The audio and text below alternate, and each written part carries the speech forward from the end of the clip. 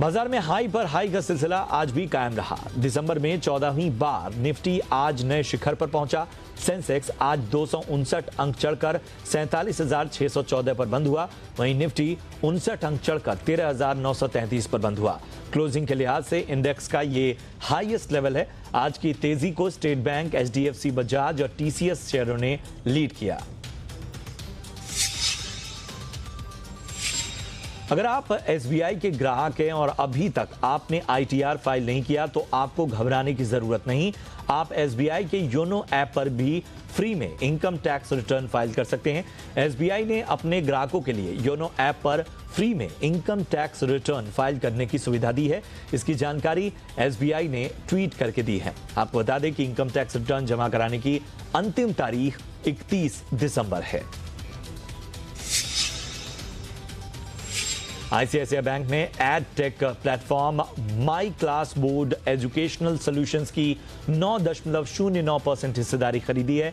दोनों कंपनियों के बीच यह सौदा 4 करोड़ 50 लाख रुपए में हुआ। आईसीआईसीआई बैंक ने रेगुलेटरी फाइलिंग में यह जानकारी दी है। इस सौदे के फरवरी 2021 के अंत तक पूरा होने की उम्मीद जताई जा रही है। आईसीआईसीआई बैंक का कहना है कि यह खरीदारी 10% से कम है। ऐसे में इसके लिए रेगुलेटर अप्रूवल की आवश्यकता नहीं होगी। सूर्योदय स्मॉल फाइनेंस बैंक के आईपीओ को सेबी से मंजूरी मिल गई है। बैंक का इस इशू से होने वाली आय का इस्तेमाल अपने कामकाजी पूंजी जरूरत के लिए करेगा। स्मॉल फाइनेंस बैंक में 20 संस्थागत निवेशकों का निवेश है। इनमें विदेशी निवेशक और निजी इक्विटी फंड शामिल हैं। मार्च 2020 तक बैंक की नेट वर्थ करीब 1000 करोड़ रुपए की थी, जिसमें इसका कैपिटल एडिक्वेसी रेशियो 30% का था। बैंक के पास करीब 2800 करोड़ का डिपॉजिट है।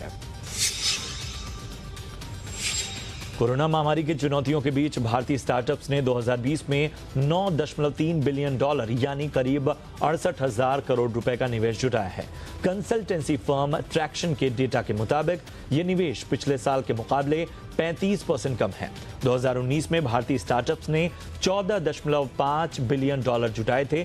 2019 की 1185 के मुकाबले 2020 में 1088 निवेश डील हुई हैं। रिपोर्ट के मुताबिक भारतीय स्टार्टअप्स को इस साल की दूसरी छमाही में ज्यादा निवेश मिला है। Tata group air Asia India में अपनी हिस्सेदारी बढ़ाकर 83.67% कर सकती है। सूत्रों के मुताबिक इसके लिए बातचीत चल रही है। अभी टाटा और एयर एशिया के बीच जॉइंट वेंचर है। एयर एशिया मलेशियाई कंपनी है। सूत्रों के मुताबिक ये खरीदारी टाटा सन्स के जरिए की जाएगी। सूत्रों के मुताबिक जल्द ही इसकी घोषणा की जा सकती है। टाटा सन्स के पास फिलहाल एयर एशिया में 51% हिस्सेदारी है, जबकि बाकी की हिस्सेदारी एयर एशिया बरहात के पास है। एयर एशिया भारतीय बिजनेस में से निकलना चाहती है। अमेज़न और रिलायंस इंडस्ट्रीज लिमिटेड के बीच चल रही प्रतिद्वंदिता के बीच फंसे फ्यूचर ग्रुप को अब अपने भविष्य की चिंता सताने लगी है। उसने सेबी को पत्र लिखकर रिलायंस रिटेल वेंचर्स के साथ उसकी डील को जल्दी से जल्दी मंजूरी देने का अनुरोध किया है। कंपनी ने सेबी को लिखे पत्र में कहा है कि इस मामले में और देरी से न केवल फ्यूचर रिटेल और उसके लाखों छोटे निवेशकों को बल्कि दूसरी कंपनियों और उसके स्टेक होल्डर्स और निवेशकों को बहुत नुकसान होगा। 2 महीने पहले अमेज़न ने सेबी को पत्र लिखकर फ्यूचर रिलायंस ट्रांजैक्शन की डील रोकने की मांग की थी। कोरोना के चलते भारत की वित्तीय स्थिति में आई लड़खड़ाहट के बाद अब बड़ा तेजी से सुधार हुआ है। इन बातों का पता क्रिसिल रिसर्च के फाइनेंशियल कंडीशन इंडेक्स से चलता है। क्रिसिल रिसर्च के मुताबिक देश की वित्तीय स्थिति में बड़ा सुधार होने की सबसे बड़ी वजह आरबीआई है। क्रिसिल ने अपने रिपोर्ट में लिखा है कि आरबीआई की ओर से उठाए गए कदमों से कोविड-19 के चलते हुए आर्थिक नुकसान की भरपाई हुई है।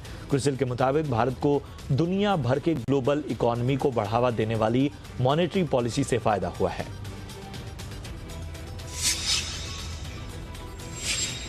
अमेरिका की दिग्गज electric car company Tesla Bharat में एंट्री की तैयारी कर रही है। केंद्रीय परिवहन मंत्री नितिन गडकरी ने कहा है कि कंपनी अगले साल भारत में ऑपरेशन शुरू करने जा रही है। गडकरी ने कहा कि टेस्ला भारत में अपनी बनी बनाई कारों की बिक्री से कारोबार की शुरुआत करेगी। इसके बाद भारत में ही कारों की असेंबलिंग और प्रोडक्शन कर सकती है। टेस्ला की भारत में एंट्री की बात पिछले कई सालों से चल रही है। कंपनी के सीईओ एलन मस्क भी ये बात कई बार कह चुके हैं।